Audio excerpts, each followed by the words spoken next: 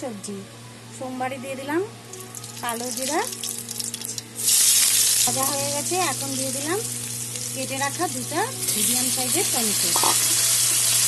টমেটোগুলো নরম হওয়ার জন্য অল্প লবণ দিয়ে দিলাম।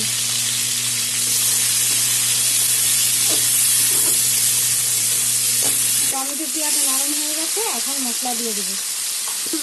বড় একটা পেঁয়াজ নিয়েছি, 8-10টা কাঁচা লঙ্কা আর 3-4 রসুন পেস্ট করেছি একসাথে, আর জিরে গুঁড়ো আধা চামচ, ধনে গুঁড়ো আধা চামচ, সব একসাথে দিয়ে দিলাম। দিয়ে দিলাম অল্প হলুদ, কাশ্মীরি লঙ্কার গুঁড়া কালারের জন্য,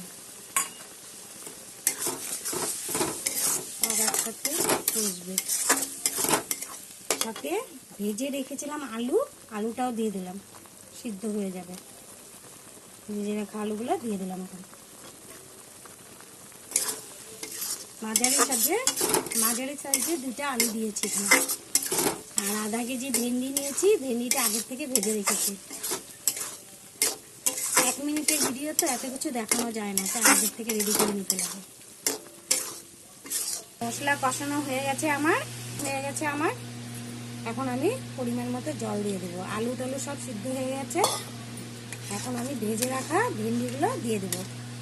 এখানে নিয়েছিলাম আধা কেজি ভেন্ডি, ভেজে রেখেছিলাম আগের থেকে, ওটা এখন দিয়ে দিলাম।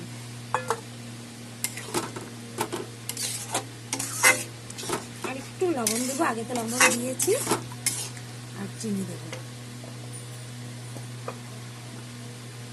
লবণ দিয়ে দিলাম আর চিনিটা দিয়ে দেবো। অল্প চিনি দিয়ে দিলাম ব্যালেন্সের জন্য।